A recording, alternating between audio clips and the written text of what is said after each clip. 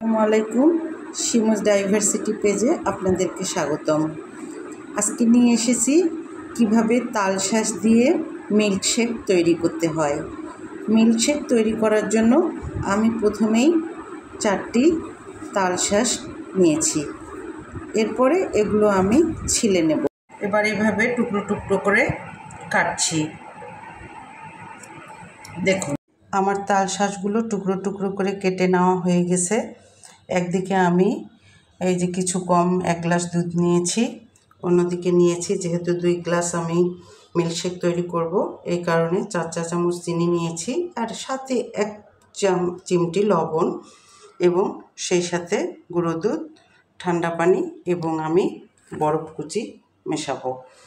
এখন আমরা প্রসেস কিভাবে করতে হয় সেই প্রসেসে চলে যাই। এই যে আমি ব্লেন্ডারে আগে দুধটা ঢেলে দেব। ব্লেন্ডারে দুধটা ঢেলে দেওয়ার পরে আমি তালশাঁসটা ঢেলে দেব।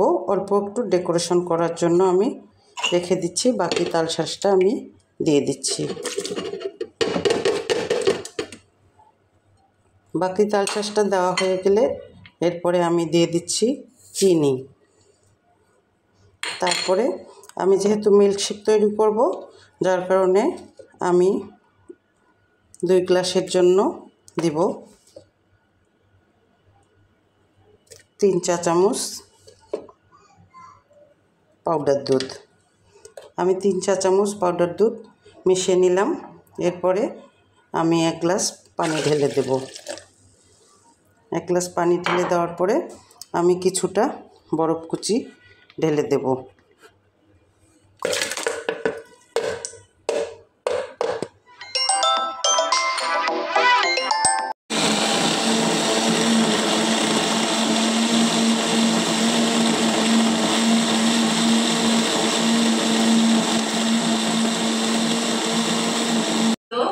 সাথে তালশাঁস দিয়ে তৈরি মিল্কশেক দুর্দান্ত স্বাদের। এই গরমে আপনারাও করে খেতে পারেন।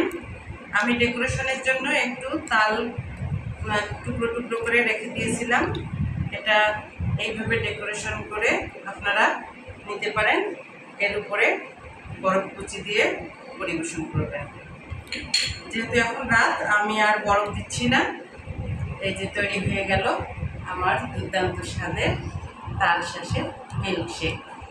কেমন হয়েছে আমার এই রেসিপিটি?